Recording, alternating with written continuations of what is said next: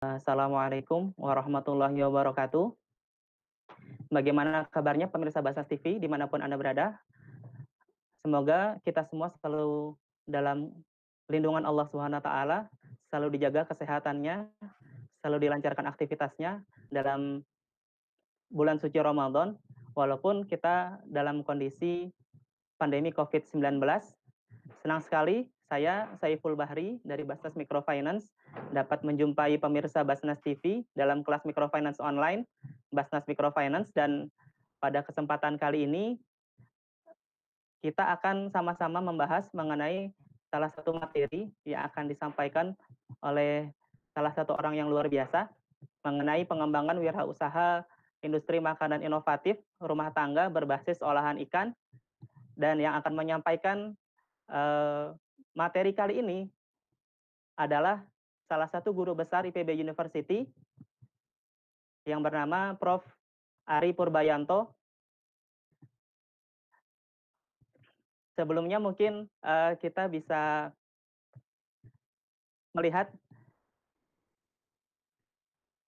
Prof. Ari merupakan salah satu guru besar IPB. Beliau penemu mesin Suriteh, yaitu mesin yang memisahkan antara tulang ikan dengan dagingnya. Beliau mengawali pengalaman akademisnya di Fakultas Perikanan IPB tahun 89, kemudian melanjutkan pada Marine Science dan Teknologi Tokyo University of Fisheries di Jepang tahun 1997, dan menyelesaikan PhD-nya di Tokyo University juga, Marine Science and Technology pada tahun 2000. Dan beliau dinobatkan sebagai guru besar IPB pada tahun 2007. Dan alhamdulillah beliau juga sekarang menjabat pada beberapa aktivitas gitu ya.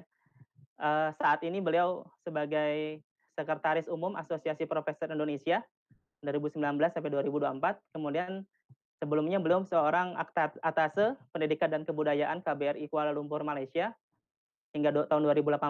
Kemudian beliau juga pernah menjadi Sekretaris Dewan Guru Besar IPB 2012 sampai 2014. Kemudian beliau di Sekretariat Bersama 7 PTN Badan Hukum 2009-2014, dan beliau masih banyak kegiatan pengalaman sebagai guru besar baik di Komisi D Senat Akademik IPB, Sekretaris Senat FPIK Perikanan, Kepala Bagian TPI PSP, dan sebagainya. Dan mungkin bagi pemirsa Basnas TV sekalian yang mau melihat aktivitas Prof. Ari Purbayanto, bisa melihat Instagram beliau di @purbayanto2014 atau di Facebook beliau Ari Purbayanto, atau di Twitter. Kita bisa melihat berbagai macam inovasi-inovasi yang telah Prof. Ari Purbayanto lakukan sampai dengan hari ini. Mungkin sebelumnya kita sapa dulu pembicara kita. Halo, Assalamualaikum Prof. Ari. Semoga sehat selalu, Prof. Waalaikumsalam. Alhamdulillah wa syukurillah. Terima kasih. Alhamdulillah. Prof. Ari sehat dan keluarga, insya Allah? Alhamdulillah sehat, Alhamdulillah semua sehat. sehat. Tetap tinggal di rumah. Tetap stay at home ya, Prof ya? Ya, Walaupun stay at pasti home. kepadatannya tidak berkurang sama sekali ya, Prof? Sampai malam.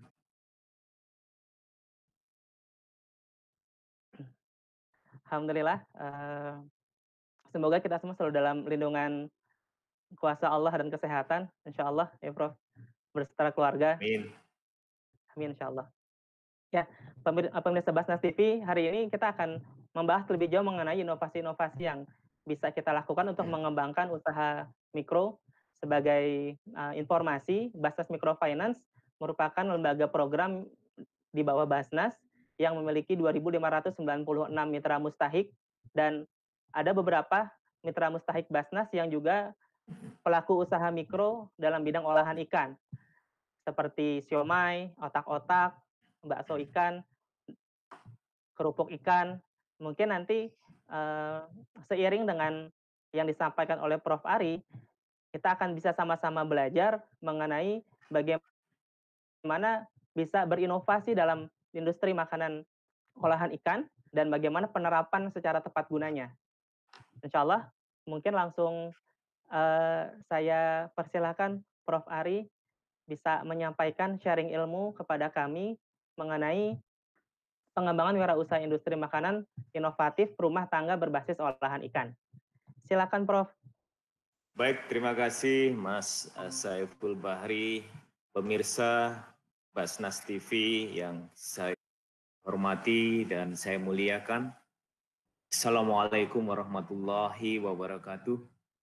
Alhamdulillah wa syukurillah hingga hari ini kita semua diberikan kesehatan meskipun stay at home, dan harapan saya para pemirsa semua dan keluarganya sehat dan tetap kuat menghadapi pandemi COVID-19 ini. Materi yang akan saya sampaikan sebagaimana disampaikan tadi oleh Mas Saiful Bahri adalah pengembangan wirausaha industri makanan inovatif rumah tangga berbasis olahan ikan. Wirausaha, pasti tahu wirausaha itu apa kalau dalam bahasa Inggrisnya entrepreneur. Di sini saya jelaskan, lanjut tadi Mas Bahri ya, technopreneur. Technopreneur dengan entrepreneur mirip, hanya kalau technopreneur adalah pengusaha inovatif yang berbasis ilmu, pengetahuan, dan teknologi. Kalau entrepreneur saja, mungkin dia tidak memfokuskan atau basisnya kurang kuat di dalam pengembangannya, baik iptek maupun ilmu maupun teknologinya. Robert Kiyosaki menulis bukunya dan dia membagi 4 kuadran pekerja, yaitu ada yang disebut pekerja employer atau E di sebelah kanan kiri, di atas kiri, dan yang di atas kanan adalah bisnis atau B, dan di kiri bawah ya, self employer adalah bekerja sendiri, dia membeli barangnya sendiri, menjual sendiri, dan yang kanan bawah adalah investor.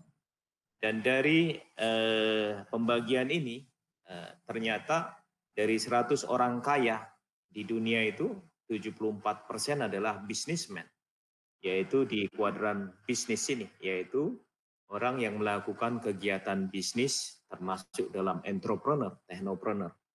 Jadi kalau kita ingin kaya sebenarnya jadilah pengusaha, jadilah entrepreneur atau wirausaha. Bukan jadi pegawai negeri seperti saya. Kalau pegawai negeri kaya, perlu dipertanyakan dari mana uangnya. Jadi di situ disebut bahwa innovation is the characteristic of entrepreneurship. Jadi entrepreneurship itu memiliki karakteristik dia selalu berinovasi dalam hidupnya. Lanjut. Lanjut Mas Saiful. Saya ingin menjelaskan teknologi. Kadang orang, teknologinya tinggi. Apa itu teknologi?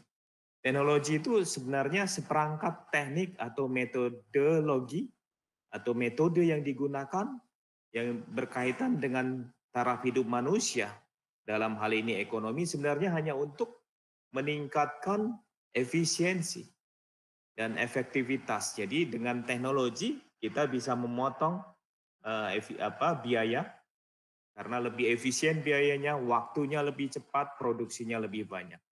Jadi apapun yang kita produksi kalau tanpa berbasis teknologi tentu kita tidak bisa memproduksi mass production. Pada saat pesanan banyak kita kelabakan, wah teknologinya nggak ada.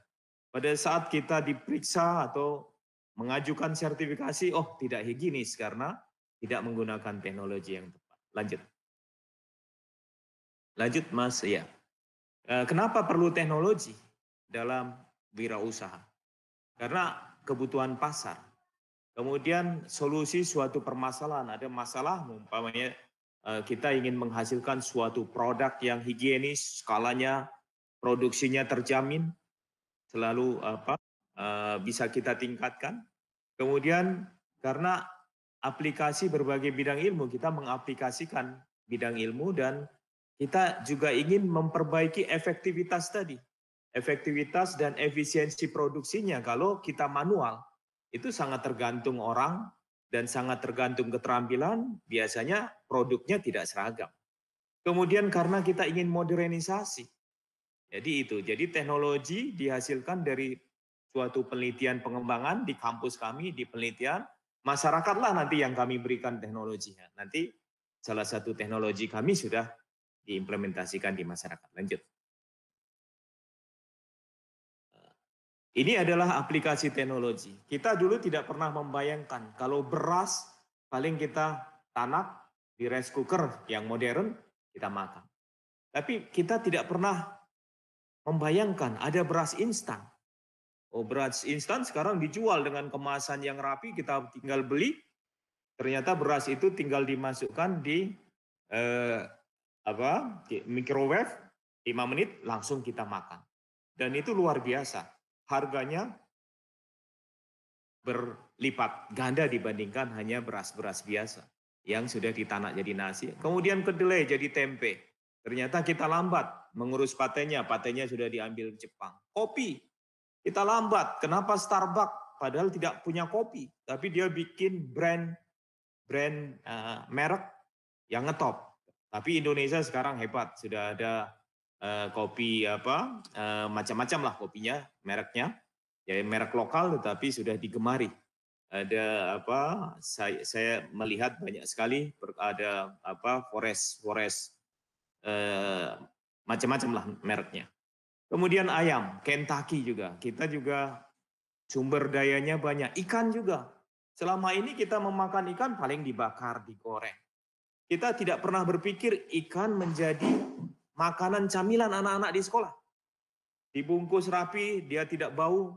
Ikan asin, tapi bungkus rapi menjadi fish nugget kecil atau menjadi permen ikan. Dan itu bergizi tinggi.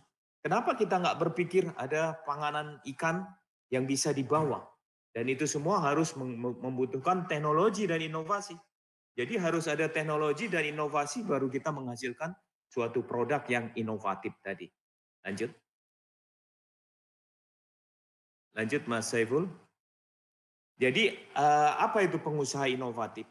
Jadi pengusaha inovatif atau wirausaha inovatif adalah pengusaha yang mampu memanfaatkan keterampilan, keahlian dan teknologi untuk menciptakan produk inovatif yang bermanfaat bagi konsumen secara luas. Dan prinsip pengusaha inovatif yang pertama, dia harus berbasis inovasi teknologi untuk peningkatan proses produksi. Kemudian berbasis inovasi produk untuk kepuasan konsumen karena produknya presisinya tinggi, higienis. Kemudian menciptakan nilai tambah tadi dari beras jadi nasi, tapi ternyata ada nasi instan. Kopi jadi Starbucks menjadi kopi yang jadi kemasan dan semua ada teknologinya. Kemudian juga kita menciptakan nilai tambah tadi, kemudian pasar baru. Dengan adanya inovasi, produk inovasi, pasarnya terbuka. Mengapa ikan? Pasti bertanya, ini Pak Ari, kenapa ikan? Ternyata ikan itu merupakan sumber protein terbaik bagi kehidupan manusia. Dan hanya ikan yang Allah dalam Al-Quran berkali-kali menyebutkan bahwa dihalalkan bagimu binatang buruan laut dan makanan yang berasal dari laut sebagai makanan yang lezat bagimu. Dan bagi orang-orang yang dalam perjalanan dan seterusnya. Surat Al-Maidah ayat 96. Dan di situ jelas hanya ikan yang halal bangkainya. Kalau ayam kita harus potong.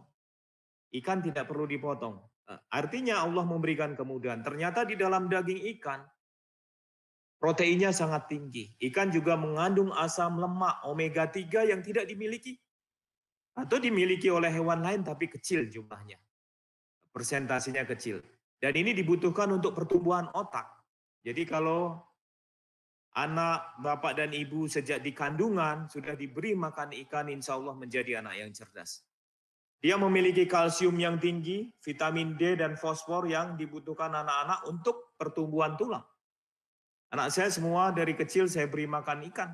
Dan alhamdulillah cerdas-cerdas. Masuk universitas semuanya bebas tes. Dan yang bungsu baru diterima di UNER. Yang nomor 1 ITB, lulus sekarang di Polandia, dapat beasiswa juga di ITB, semuanya bebas tes. Artinya bahwa di dalam tubuh ikan itu mengandung zat gizi yang membuat orang cerdas, membuat orang kuat, membuat orang imunnya kuat, sehingga kuat melawan pandemi COVID tadi. Makanya orang Jepang menyebut Sakanao taberuto atamaga yokunaru. Sakanao taberuto, makan ikan, kamu akan cerdas. Terbukti orang Jepang cerdas-cerdas. Jadi kenapa kita harus memilih ikan? Itu alasannya tadi. Baik, lanjut. Ini adalah inovasi yang saya perkenalkan. Saya beri nama Suritek. Saya alumni Jepang. Kenapa Suritek? Suritek dari kata surimi. Surimi itu adalah daging lumak. Tek teknologi, yaitu pemisah daging dan tulang ikan. Kenapa Pak Ari menemukan itu? Saya terenyuh waktu itu melihat ikan begitu banyak, melimpah, baik yang di wilayah timur, di pantai utara Jawa, dan hanya dijadikan ikan asin karena ikannya kecil-kecil, petek. Saya mengatakan, kenapa nggak diambil dagingnya? Kemudian tulang-tulangnya dijemur, digiling, dijadikan aja makanan bebek, kalsiumnya tinggi. Kita ambil dagingnya. Tapi untuk ngambil dagingnya gimana? Kalau pakai pisau satu-satu lama sekali. Akhirnya terpikir saya, wah ini kalau ada mesin pemisah daging dan tulang ikan, maka kita akan bisa mengekstraksi dagingnya. Dan saya menemukan mesin ini di tahun 2004. Karena saya melihat keternyuhan saya, kenapa sumber daya yang banyak begini hanya untuk makan bebek, padahal kita butuh daging ikan yang saya katakan tadi, mencerdaskan tadi. Akhirnya bahkan bisa memisahkan duri-duri dalam bandeng, karena ini disebut bandeng yang banyak duri lembutnya telah dapat dipisahkan dan diambil dagingnya, di mana bandeng isi dari juwana yang omsetnya sangat besar. Dan salah satu binaan kami UMKM, nanti saya sebutkan sukses karena dengan mesin saya tadi. Kita lanjut. Mesin ini sudah masuk di nominasi nasional dan saya mendapatkan penghargaan dari Presiden SBY waktu itu tahun 2010 sebagai salah satu inovasi yang telah digunakan oleh masyarakat luas.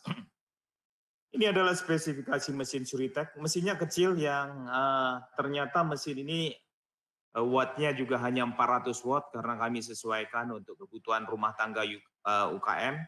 Kapasitas yang kecil kami produksi 6 kg per jam bahan baku ikan segar. Semua bahannya stainless steel karena ini harus higienis dan ini prosesnya adalah makanan untuk makanan dan ini jauh menghemat listrik. Dan setelah mesin kami produksi tahun 2004 bermuncullah produksi Cina, tapi mereka menggunakan watt listrik 1.300 2.000 watt. Itu yang terjadi karena sempat banjir pesanan waktu itu. Lanjut.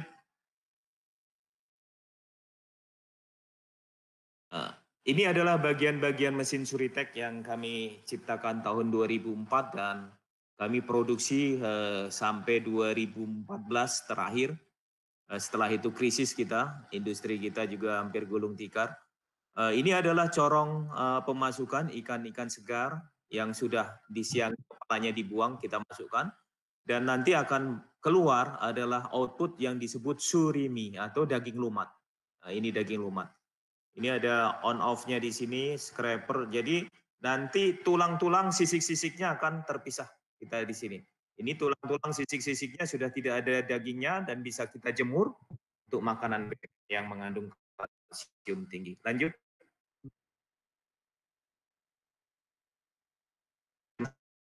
Kami sudah dipakai luas dari Sabang sampai Merauke karena penemuan pertama mesin ini untuk kebutuhan Papua.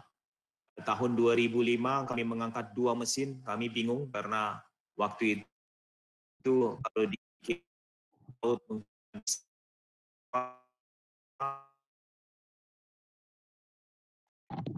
dengan Hercules, 2 mesin yang beratnya mesin 150 kilo, kita kirim, satu ke Timika, satu ke Merauke. Dan selanjutnya pesanan begitu banyak, dan kami sudah memberi 100 mesin ke seluruh Indonesia digunakan oleh masyarakat. Kami patenkan, tetapi kami lepas, kami nggak memproduksi di industri, meskipun silahkan banyak yang nyontek juga mesin kami. biarkan semoga itu menjadi amal juga. Dan Amin. ini punya UKM binaan juga, ini nanti kami tunjukkan, yaitu UKM tunggu sebelum UKM Bandeng Rorot Omah Bekasi. Nanti silahkan kalaupun mau pesan, dia sekarang sudah menjadi pengusaha besar, sudah menjadi penceramah, dulu hadir ke bengkel saya untuk beli mesin dengan kredit di bank. Sekarang jadi pengusaha besar, nanti saya tunjukkan. Lanjut. Ini adalah model bisnis yang bisa kita kembangkan. Jadi kita memiliki ikan-ikan yang kualitasnya pun bagus, kemudian kuantitasnya pun, tapi kadang ikan ukurannya kecil dan ikan dagingnya sedikit. Tapi dengan alat ini kita bisa pisahkan daging dan tulang ikannya menjadi produk surimi. Kalau sudah surimi ini kita olah, nanti kita ada UKM. Ini nanti ini adalah UKM, usaha kecil dan menengah. Kita bisa mengolah surimi. Sekarang surimi industrinya agak gulung tikar karena hasil tangkapan dilarang Bu Susi semua, cantrang, payang dilarang semua mati seru puasa. Jadi industri kita hampir gulung tikar, kebijakan yang tidak memihak masyarakat. Jadi ini ada kios produksi, nanti hasil produksinya kita kios produksi modelnya. Nanti kita bisa juga membuat makanan fast food, fish product khusus. Tapi saya nggak mendapati, ada nggak restoran khusus fish product. Kemudian kita bisa membuat produk oleh-oleh. Ini ada kamaboko, macam-macam, ada nanti ada nugget, bakso ikan. Kalau ini bisa dikembangkan oleh Basnas, ada kiosnya, proses produknya, ada fast foodnya, ada jajanan makanan luar biasa. Dan ini keinginan saya, kalau ini bisa dikembangkan, kita akan bukan hanya kita mendapatkan penghidupan, tetapi anak-anak kita cerdas semua. Lanjut. Ini adalah prosesnya tadi. Jadi ikan segar masuk di corong tadi, kemudian corong pemasukan ikan terpotong-potong dan potongan tertekan menjadi dipres, dan sehingga kita ekstraksi dagingnya. Ini ada ruang pengepresan dan ini ada pengeluaran daging yang sudah tidak ada duri, sisiknya, dan tempat pengeluaran sisik dan daging, sisik tulang-tulang. Itulah yang dinamakan surimi. Dan surimi ini, setelah surimi ini kita bahan bakunya surimi kita bisa simpan di freezer dalam bentuk beku, kemudian pada saat kita ingin olah, kita olah. Kita olah, kemudian bisa menjadi bakso, menjadi nugget, menjadi kerupuk, menjadi empek-empek. Dan apa yang perlu kita buat strateginya? Nah, ini masyarakat Indonesia kan belum banyak mengenal. Kita perlu sosialisasikan kalau produknya cita rasanya tinggi. Kemudian kita harus mendesain kemasannya yang menarik. Jangan hanya plastik, tapi didesain yang menarik. Kemudian kita kemas dengan vakum sealing kalau dalam bentuk produk kamaboko atau semacam panganan yang dia harus disimpan dalam kondisi vakum. Kemudian produk siap dilakukan pengembangan pasar dengan outlet-outlet yang saya katakan tadi. Lanjut, Mas. Bapak dan Ibu, apa itu surimi? Mungkin memang asalnya dari Jepang. Surimi itu ya daging lumat sebenarnya. Dan di dalam daging lumat itu ada protein yang disebut protein myofibril ikan yang telah distabilisasikan dan diproduksi melalui tahapan proses secara kontinu dengan menghilangkan kepala, tulang, kemudian proses pelumatan daging, dan dia harus dicuci, menghilangkan air, menghilangkan darahnya, kemudian kita yang namanya cryoprotectant, zat pengawet ini sebenarnya ini gula. Jadi dilanjutkan dengan atau tanpa perlakuan pembekuan. Tapi kalau bisa dibekukan, dia akan bisa disimpan lama. Pada saatnya kita bisa menggunakan untuk proses lanjut. Dan surimi ini merupakan produk antara. Tetapi pada saat kita sudah punya produk surimi, kita jual pun sudah laku. Dari ikan utuh, kemudian jadi bentuk surimi yang dikemas dalam bentuk frozen, dalam bentuk beku, itu sudah bisa dijual. Dan harganya sudah 2 sampai 4 kali lipat dibanding ikan utuh. Apalagi kalau sudah dirubah dalam bentuk bakso. Bakso sekarang satu bundar itu bakso daging 1.000 lebih. Bakso ikan kalau kita jual 1.000 juga sudah untung. Atau lebih, harusnya lebih sehat. Sosis, otak-otak, kamaboko, dan lain-lain. Kita bisa produk. Lanjut. Pengolahan surimi tadi memanfaatkan jenis ikan ekonomis dan non-ekonomis. Saya katakan ikan-ikan di Pantura banyak yang non-ekonomis, bisa kita giling, campur. Daripada dikasih makan bebek, manusia masih banyak yang kelaparan, butuh protein. Kemudian dia stabil disimpan lama dalam suhu beku. Asal kita sudah jadi produk surimi, simpan 3 sampai 1 tahun bisa. Kita stok. Jadi pada saat susah ikan kita sudah punya stok. Jadi kita ketahanan pangan ikannya begitu. Kemudian surimi dapat menjadi berbagai macam produk lanjutan. Kita olah tadi bakso dan mengatasi kekurangan stok daging ikan tadi. Jadi pada saat kita simpan beku, kita bisa punya stok dalam 1 tahun. Lanjut. Ini adalah surimi dan produk turunannya. Ini surimi tadi yang sudah kita giling, kemudian sudah kita cuci, kita campur cryoprotectant tadi, zat gula untuk dia stabil proteinnya, dan ini sudah siap disimpan, dibekukan. Kalau tidak mau diolah langsung, kalau bisa diolah langsung bisa seperti ini.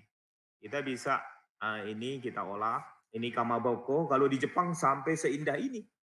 Ini makanya kenyal nih kamaboko seperti empek-empek, tapi dihias begitu menarik.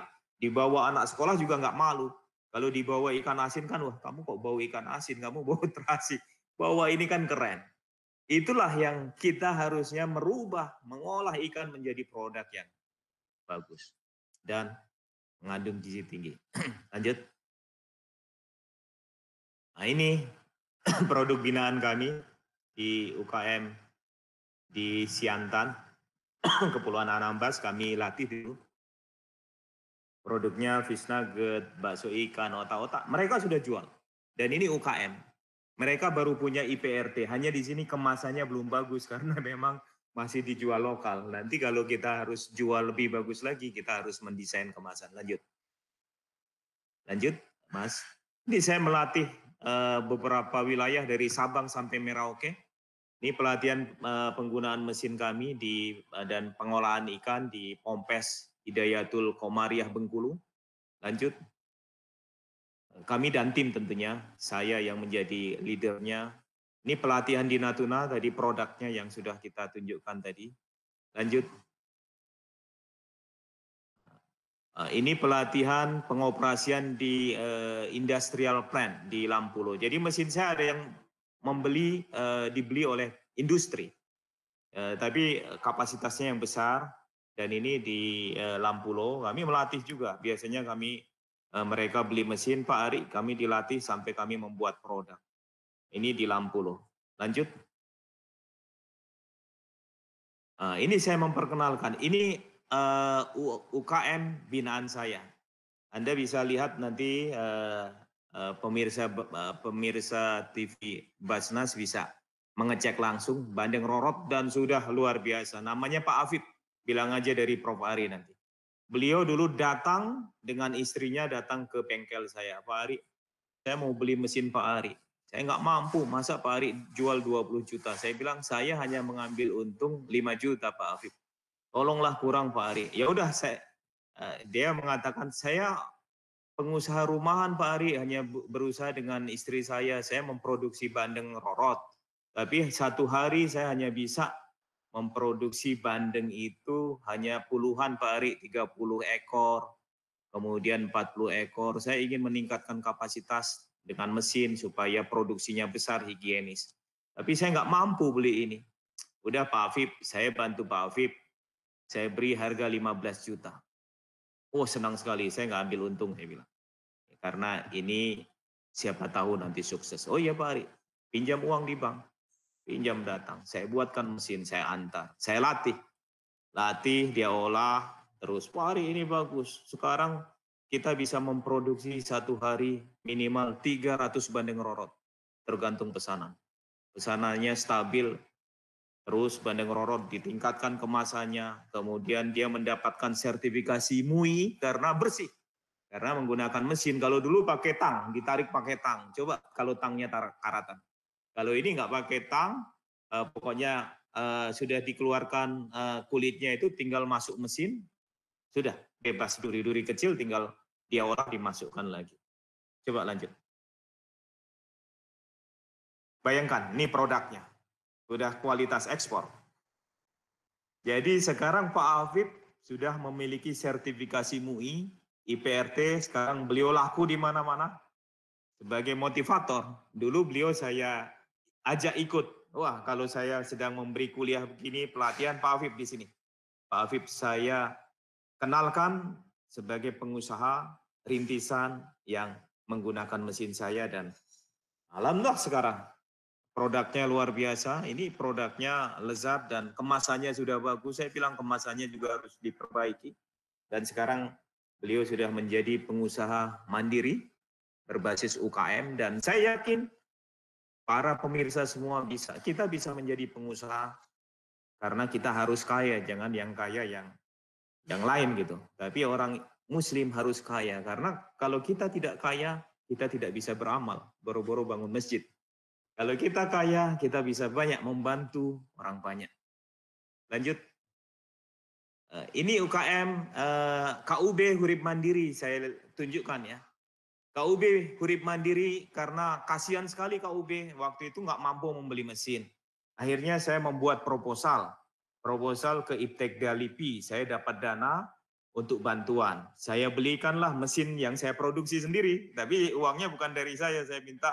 Saya mengajukan proposal dapat, kemudian saya belikan freezer. Jadi saya kasih investasi KUB Hurip Mandiri di tahun 2008. Saya berikan satu freezer, saya belikan satu mesin yang kami buat, kami latih. Dan kami uji coba waktu itu. Saat pertama dia hanya 24 kali produksi. Saya bilang uji coba. Kemudian dia memproduksi dengan bahan baku 744 kg daging ikan. Dia ingin memproduksi, Pak, saya ingin coba bakso dulu. Dia bikin bakso, ini biaya-biayanya, biaya variabel 10.772.000 untuk 24 kali produksi dengan bahan baku daging 744 daging ikan. Kemudian biaya tetap 1.500.000-an dan biaya totalnya 12.319.920. Dan waktu itu dalam 24 hari kami hitung menghasilkan 57.346 butir bakso. Harga bakso Rp500. Sekarang harga bakso 1.000-an. Jadi penerimaan saja dari hanya 24 kali produksi 28 juta. 674.000. Keuntungan 24 kali operasi sudah 16.353.000. Bayangkan dari ikan yang harganya murah menjadi produk bakso sudah berubah berapa kali lipat. Coba lanjut kita lihat. Ini analisis usaha, kemudian kalau saya buat per sekali produksi, maka kebutuhan bahan bakunya 31 kilo. Padahal mesin saya yang kami berikan ke KUB ini 60 kg. Jadi dia hanya menggunakan 50% kapasitas mesin. Jadi mesinnya nganggur. Jadi listrik 400 watt hanya dipakai setengahnya. Jadi sayang, harusnya dia bisa pakai 60 kilo. Tapi nggak apa-apa. Dia bilang, Pak, nanti kewalahan karena produknya banyak. Biaya variabelnya per produksi 448.000. Jumlah produksi baksonya 2.389 buah per produksi dan harga bakso 500 per buah. Coba kita lihat. Kita lihat analisis usahanya, kita lihat investasinya 24 juta karena kita berikan freezer. Freezer waktu itu saya beli freezernya sekitar 5 jutaan lebih, sisanya adalah saya belikan mesin Suritek. Mesin Suriteknya 20 juta.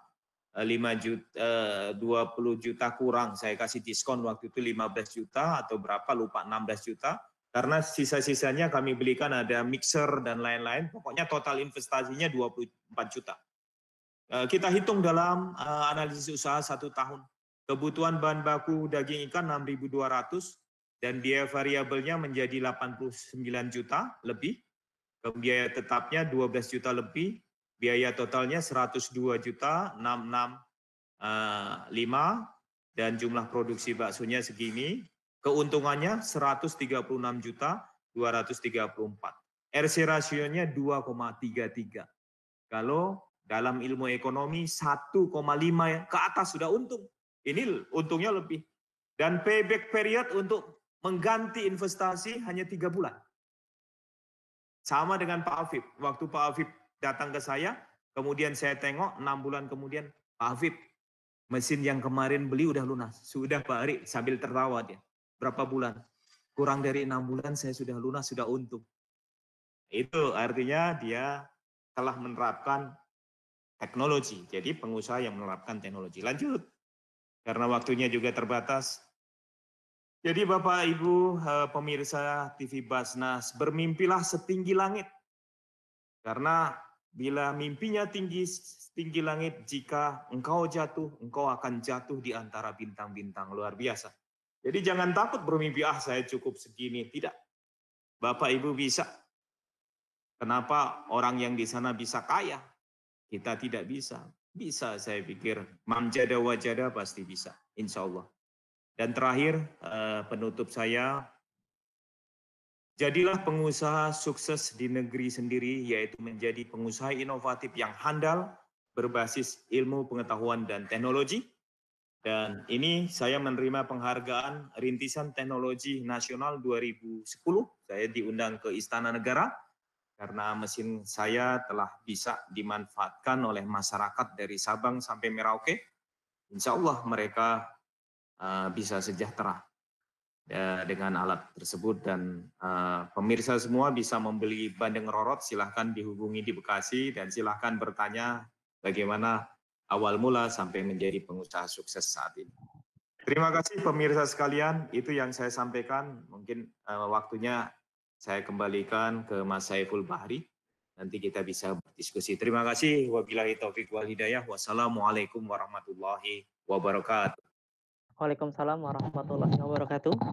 Terima kasih Prof. Ari atas inspirasi-inspirasi yang diberikan kepada kami, terutama kepada pelaku usaha mikro binaan Basnas yang berkecimpung di olahan ikan. Luar biasa. Memang menarik sekali Prof. Karena kami punya beberapa pelaku usaha mikro di pengolahan ikan, terutama di otak-otak bandeng dengan siomay. Pastinya mungkin bisa berbicara lebih lanjut nih Prof ya, berkaitan dengan inovasi untuk penerapan teknologi tepat gunanya. Mudah-mudahan kita setelah ini banyak yang bisa dikolaborasikan dan disinergikan dengan Prof Ari. Siap. Selanjutnya mungkin bagi pemirsa Basnas TV yang berbahagia, silakan bagi yang ingin bertanya bisa sambil menyampaikan pertanyaannya lewat chat pada YouTube Basnas TV, dan beberapa sudah ada yang bertanya mengenai inovasi yang dilakukan oleh Prof Ari. Jadi yang pertama, Prof, mohon izin ada beberapa pertanyaan. Kita lanjut dengan diskusi ya, Prof ya. Siap. Ada beberapa pertanyaan yang disampaikan oleh pemirsa Basnas TV. Beberapa juga ternyata ada binaan-binaan kami yang menyaksikan, pengusaha bandeng juga, Prof, gitu. Yang pertama, nah kalau nanya harga mungkin di belakang kali Prof ya. Nanya harga. Mungkin nanti kita bisa sinergikan. Mudah-mudahan pandemi Covid segera berakhir, kita bisa silaturahim ke Prof Ari, bisa silaturahim ke Bandung Rorot. Nah, yang pertama Prof, di sini ada pertanyaan dari salah satu pemirsa Basnas TV. Sepertinya fokus di pelaku usaha untuk frozen food. Jadi sekarang kan yang sedang bermunculan tuh frozen food, Prof. Dan sedang terutama pada masa pandemi COVID-19. Memang bisa dibilang salah satu usaha mikro yang sedang melesat adalah frozen food. Kemudian mungkin Prof Ari bisa menyampaikan inspirasinya untuk kami, bagaimana strategi agar produk frozen food yang diproduksi rumahan tetap punya nilai tambah dan bisa bersaing dengan produk-produk pabrikan, Prof. Karena sekarang geliat produk rumah tangga juga sudah mulai membanjiri pasar-pasar konsumen. Mungkin silakan Prof bisa disampaikan dulu. Baik. Jadi Mas Silakan, Prof. Saiful, memang produk pabrik itu menang di kemasan, bisa. Kemudian kita lihat uji proteinnya, ada apa aja kandungan di dalamnya. Termasuk ingredientnya itu penyusun dari produknya tersebut. Saya yakin produk rumah tangga bisa bersaing dalam hal cita rasa. Jadi kita harus inovasi. Kalau pabrik dia hanya punya satu jenis varian, kita punya variannya lebih banyak lagi. Ada variannya yang rasa nano-nano, rasa macam-macam gitu. Dia tidak bisa bersaing. Tetapi kita jangan kalah dalam hal kemasan juga. Saya pikir itu. Karena Mas Bahri tahu kan, saya kan lama di Malaysia. Tahu nggak kenapa produk Malaysia laku? Padahal barang-barangnya itu barang-barang Indonesia. Jadi barang-barang Indonesia yang diproduksi di Indonesia dibawa ke sana, dibuka kemasannya, dikemas mereka lagi. Barangnya sama. Kan tertipu kita. Jadi orang hanya dari kemasan dulu. Tetapi memang itu tidak berlaku kalau memilih istri kan. Wah cantik. Itu kan nggak beda. Memilih produk memang biasanya dari kemasan dulu. Kemasan. Iya, iya. Beda konteks. Saya pikir itu jawabannya. Ya, Prof. Berarti yang bisa tadi poin-poin yang bisa disimpulkan, yang pertama kemasan, Prof, yang jadi Iya, utama, kemasan. bisa inovasi terutama untuk frozen food sehingga, Iya, ketika kemasannya menarik akan menarik orang juga untuk mulai membeli. iya. Yang kedua Dan tadi Prof, iya, silakan, Prof, komposisi ya, itu harus ditulis komposisi di dalam kemasan ingredients-nya, tadi ya. heeh, dan Informasi. informasinya, Prof, informasi Ya. mengenai, Daya apa, awet, kapan awet, produksinya, iya. baik, Prof. Kemudian di-support dengan legalitasnya, Prof, ya, sehingga Iya, memang bisa ada pemasaran yang lebih IPRT-nya, luas. iya.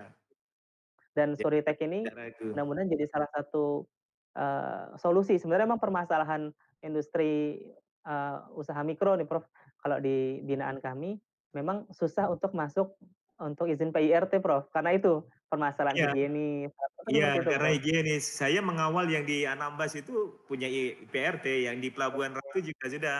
Karena Iya, memang Prof, ya. kami kasih freezer juga waktu itu. Iya, dipadukan antara freezer, Suritek Iya, dengan freezer itu iya, membuat produk olahan ikan surimi itu bisa bertahan lama gitu, Prof, ya. Yang iya, tadi Prof iya. sampaikan bisa sampai 1 tahun, Prof, ya? 1 tahun kalau dia sudah daging lumat kita bekukan bisa 1 tahun. Jadi tergantung Tahun. mau mengolah. Ya, Prof. Ya, baik, Prof. Selanjutnya untuk pertanyaan selanjutnya, disampaikan oleh ini pelaku usaha mikro bandeng, Prof, yang ada di Oh Sukaindah, iya, Bekasi, oh di iya, Kabupaten Bekasi juga Bekasi, ya. Mhm. ada menyaksikan. Jadi yang ditanyakan, di Sukaindah, kami juga usaha bandeng, dari, Mas Rusdiana. Nah, kemudian yang ditanyakan, apa sih perbedaan bandeng rorot dengan produk bandeng lainnya? Kemudian mungkin di sini kita mungkin boleh, Prof, ya, setelah ini, setelah mungkin pandemi Covid berakhir, kita bisa main ke Boleh kita ke sana ke tempat Pak restoran Afif. gitu ya. Heeh. Kita bisa bisa apa, benchmark gitu, Prof, ya. Iya, bisa Eee, insya Allah. mudah-mudahan bisa kita inovasikan untuk yang lebih luas. Silakan, Prof, mungkin itu, Prof, Baik, pertanyaannya. Bandeng Rorot itu beliau sebenarnya dari keluarga ibunya. Ibunya namanya Po Omah ya, dia sebut Po Omah itu ibunya, sudah almarhum. Ma Dia memberikan dulu ilmu bagaimana membuat bandeng rorot. Bandeng rorot adalah bandeng yang daging semuanya dirorotin. Jadi diambil hanya nanti apa ya kulitnya itu tetap nggak rusak. Jadi kepalanya juga nggak putus. Jadi dirorotin dulu dagingnya. Setelah itu daging yang sudah dirorotin keluar tadi dimasukkan ke mesin Suritek tadi untuk memisahkan duri-durinya kan banyak sekali duri-duri lembut. Setelah itu surimi kan sudah dalam bentuk daging lumat tadi. Duri-durinya hilang, duri halusnya hilang, tulangnya hilang. Kemudian dicampur. Campurannya itu kan rahasianya. Campur dengan macam-macam, ada merica, ada bumbu-bumbu lainnya. Setelah dicampur, eh, kemudian hasil campuran tadi dimasukkan lagi ke kulitnya tadi yang belum dari bagian kepala yang dipotong tadi dimasukkan sehingga membentuk bandeng tadi. Tapi sudah nggak ada tulangnya. Jadi kalau dimakan itu udah seperti otak-otak. Dan rasanya macam-macam, ada yang pedas, ada yang setengah pedas, ada yang agak manis.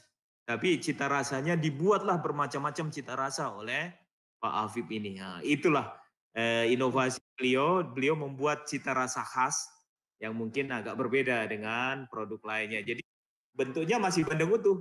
Tapi pada saat kan kita nggak usah takut, potong langsung masuk, nggak ada tulangnya itu, nggak ada tulang, nggak ada duri, rasanya lezat. Itu. Iya, Prof. Oh, berarti Kita memang insya Allah bisa ke sana pada saat ya pasca pasca pandemi. pandemi ya, Prof. Berarti Hmm. isinya sebenarnya daging semua, Prof, ya, walaupun bentuknya Daging, iya, dari luarnya ikan gitu, Prof, ya? iya, iya, bentuknya masih ikan, daging. Ya, daging itu sudah dicampur bumbu bumbu itu yang cita rasanya, ya Cita cita rasa itu, rasa, ya, itu yang ya itu jadi rahasia ciri Pak khasnya. Habib. Iya, punya ciri khas. Rasanya bisa dicontek nih, Prof, Iya, kepada boleh, boleh. pelaku usaha mikro. Baik, Prof. Eee, kemudian Prof, selanjutnya, pertanyaan lagi dari, pelaku usaha mikro, kami. Kalau untuk tadi kan dijelaskan Prof ya, kalau untuk, siomay gitu Prof ya, Hmm. memungkinkan Prof ya untuk, menggunakan surimi ini Prof ya? Oh, sangat mungkin. Karena daging surimi itu tadi kalau dia sudah kita giling, umpamanya kita punya stok ikan banyak daripada ini ikan busuk kan banyak, kadang stok pada saat musim ikan nggak diolah dijadikan ikan asin kan sayang, dijadikan ikan kering sayang, mendingan dijadikan produk surimi udah diolah, dibersihkan, masuk di kulkas, dia bisa sampai setahun. Tetapi umpamanya ada yang stok untuk bulan ini, bulan depan udah disimpan aja. Yang bulan ini dipakai untuk diolah. Mau dipakai produk empek-empek, dipakai produk siomay, tinggal campurannya saja. Mau campuran 50%, tepungnya sedikit. Tentu kalau campurannya semakin banyak, ikannya makin mahal.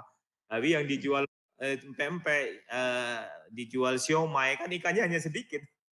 Tepungnya 70%, ikannya 25%. Kita kalau mau produk yang enak, kita perbanyak campuran daging suriminya tadi.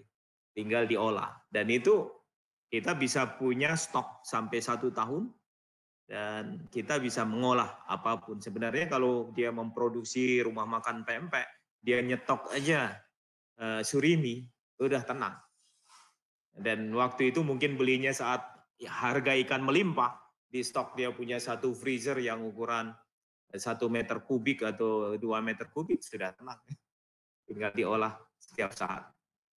Iya, saya pikir itu.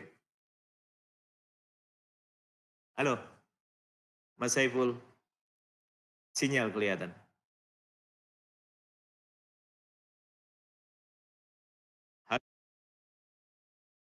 Iya, ya, saya pikir penjelasan saya itu nampaknya sinyalnya ada gangguan. Jadi tadi bahwa daging lumat tadi kita bisa olah kapanpun, apalagi kita sudah punya stoknya itu kita sudah siapkan untuk beberapa bulan atau bahkan sampai 1 tahun. Kita udah bagi stok yang untuk bulan ini, stok bulan berikutnya, sehingga produksi kita continue. Pada saat stok mulai berkurang, kita giling lagi. Sebenarnya jangan satu UKM satu pembelian, satu mungkin rumah produksi cukup untuk mungkin 100 UKM. Nanti penggilingannya di situ. Jadi efisien. Saya giling kan nggak tiap hari giling. Kalau kita sudah punya ikan banyak, giling. Oh, sudah saya dapat 5 plastik, udah dapat 100 kilo, udah masukkan di freezer. Kan nggak giling lagi.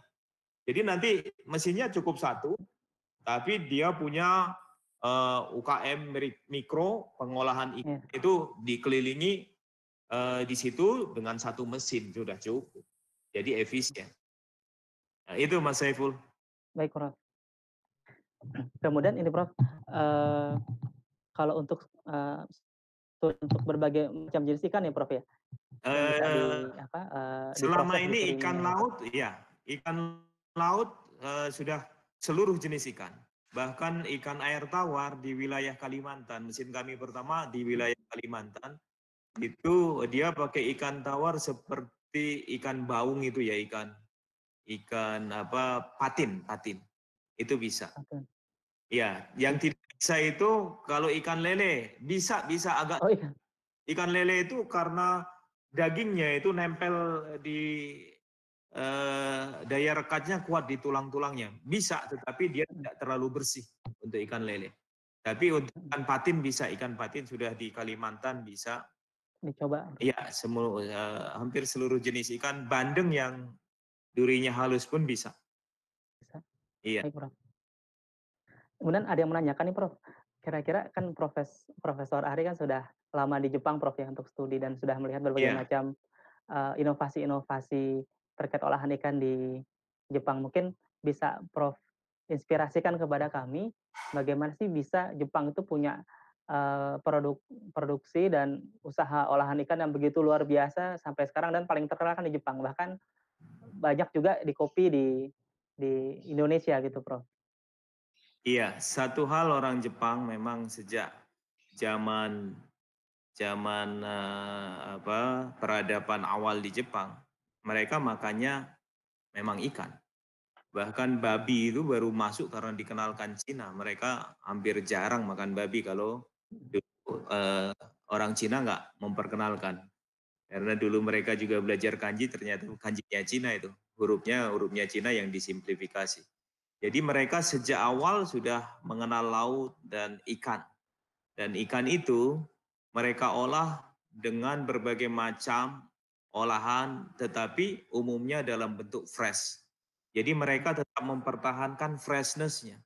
Jadi ikan yang fresh itu kalau dicium tidak bau, dicium baunya paling bau segar lah, bau segar tidak bau anyir, bau segar. Mhm, Jadi dia sangat paham sekali dengan kesegaran ikan dan kesegaran ikan itulah yang menentukan cita rasa dan selanjutnya. Sehingga orang Jepang itu sangat bersih sekali. Kalau nanti teman-teman dari binaan Basnas berkesempatan berkunjung ke pelabuhan pendaratan ikan atau pasar ikan terbesar di Tsukiji, kita nggak pernah tutup hidung. Kalau di oh, Indonesia kan tutup hidung, wah di mhm, sana tutup hidung, nggak ada bau. nggak tahu, Prof. Mereka sangat luar biasa. Bahkan kita makan di situ wah restoran banyak sekali tanpa bau. Kalau di kita coba aja di belakang restoran, wah airnya mengalir baunya minta ampun. Coba di Pool Damri Bogor aja luar biasa itu banyak. Artinya bahwa kita belum sadar dengan kebersihan. Kebersihan. Yang kedua, orang Jepang begitu luar biasanya sehingga ikan itu diterima dalam bentuk segar. Pada saat kemudian disimpan, dia akan awet lama. Jadi freshness ikan tersebut sangat tergantung dari saat dia ditangkap awal. Kalau dia sudah nggak segar kemudian disimpan, dia tidak akan menjadi baik. Jadi makanya ikan yang akan disimpan tadi umpamanya jadi surimi atau jadi ikan lumat tadi, bahan bakunya pun harus segar. Kalau udah agak bau, nanti hasilnya otak-otak yang kita Bau ya, di pasar apa di Muara Baru yang agak bau iya. itu karena ikannya sudah nggak segar. Nah, jadi kalau ikannya segar tadi produknya dia simpan. Orang Jepang melakukan itu penyimpanan cold storage-nya banyak. Dia siap ketahanan pangan ikannya siap karena dia sekarang mencari ikan dari seluruh dunia dan ikan-ikan itu disimpan di stok dalam kondisi ikan segar.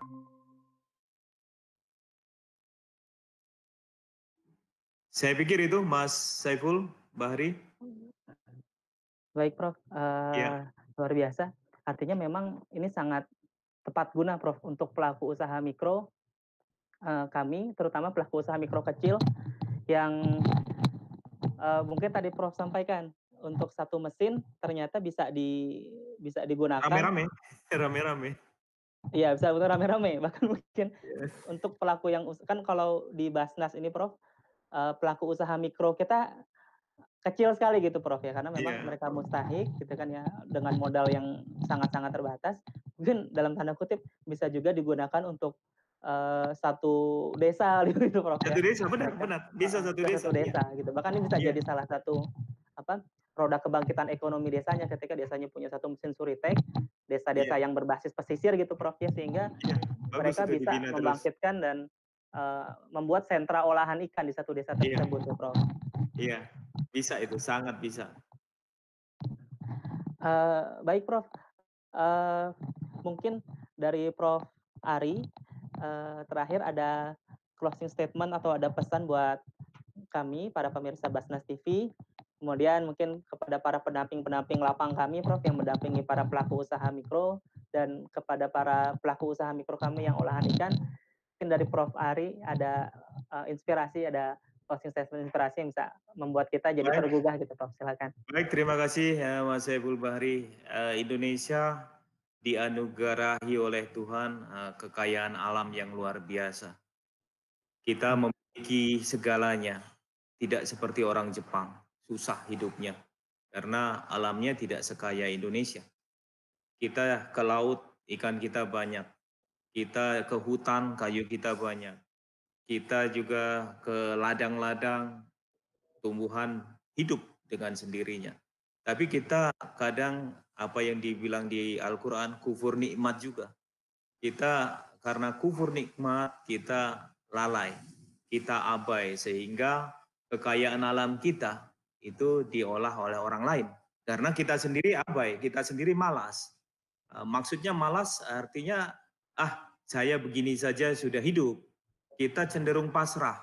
Jadi pasrah artinya kita kurang melakukan ikhtiar yang benar-benar ikhtiar semaksimum mungkin, seoptimal mungkin. Jadi saya yakin para pemirsa Basnas, para UKM, UMKM yang menjadi binaan Basnas dengan tekad yang kuat, kita hidup di negara yang luar biasa, nikmat yang diberikan Allah. Saya yakin bisa menjadi pengusaha sukses. Asal ulet, pantang menyerah, dan kita serahkan dengan ikhtiar tadi. Kalau sudah usaha ikhtiar maksimum, kita serahkan ke Allah. Saya yakin kita akan menjadi pengusaha yang hebat, dan tentu tidak ada kesulitan itu karena kalaupun ada kesulitan bisa nanya ke IPB, bisa nanya ke Basnas. Kami terbuka, kami siap membantu dan tinggal punya tekad yang kuat, punya kemauan, tekad yang kuat untuk menjadi pengusaha sukses. Insya Allah akan banyak nanti pengusaha-pengusaha muslim yang sukses dan dia menjadi pengusaha mandiri yang membanggakan Indonesia. Saya pikir itu Mas Saiful Bahri, insya Allah itu semua bisa kita wujudkan. Saya yakin Indonesia akan menjadi negeri yang baldatun, thayyibatun, warobur ghafur. Amin, amin. Jepang aja bisa, masa Jepang nggak punya apa? Betul, Prof. Ya, saya pikir Ya, itu. ya. Terima kasih banyak Prof Ari Purbayanto atas berbagai inspirasinya yang diberikan kepada kami, berbagai ilmu yang diberikan kepada kami. Tadi yang saya garis bawahi memang kita harus jadi pengusaha sukses, gitu ya. Iya, iya, Harus jadi pengusaha karena sebenarnya itu salah satu ladang amal terbesar ketika jadi pengusaha sukses ya Prof ya. iya.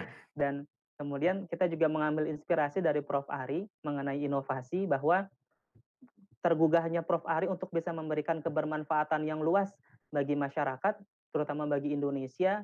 Setelah Prof Ari mungkin menggali ilmu begitu dalam di Jepang dan menerapkannya di Indonesia, sehingga hadirlah mesin Suritek yang menjawab berbagai macam persoalan-persoalan dalam pengembangan wirausaha di olahan ikan.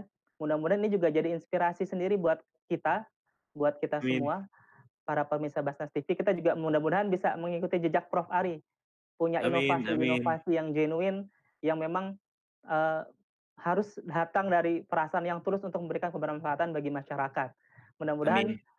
kita bisa meneladani itu dan kita mohon doanya Prof Ari, semoga kita bisa Insya Allah. mengikuti jejak Prof Ari juga untuk Amin, bisa menginspirasi amin. Indonesia. Sekali lagi kami berterima kasih pada Prof Ari yang telah memberikan ilmunya kepada kami. Sama saya juga berterima kasih kepada para pemirsa Basnas TV, Microfinance Online Class, Basnas Microfinance yang telah berpartisipasi aktif dalam menyampaikan pertanyaan, diskusi, dan sharing. Mudah-mudahan ilmu yang kita terima hari ini insya Allah menjadi berkah dan menjadi inspirasi bagi kita semua, bagi Indonesia, untuk uh, besarnya dan berkahnya Indonesia, dari kami, mohon izin pamit, terima kasih atas kesempatan yang diberikan, bisa diikuti kembali untuk microfinance online class kami di setiap hari Selasa pukul 16, sampai dengan selesai pada kegiatan-kegiatan berikutnya. Terima kasih, pamit, saya dengan Saiful Bahri dari Basis Microfinance. Assalamualaikum warahmatullahi wabarakatuh. Waalaikumsalam warahmatullahi wabarakatuh. Sampai jumpa lagi.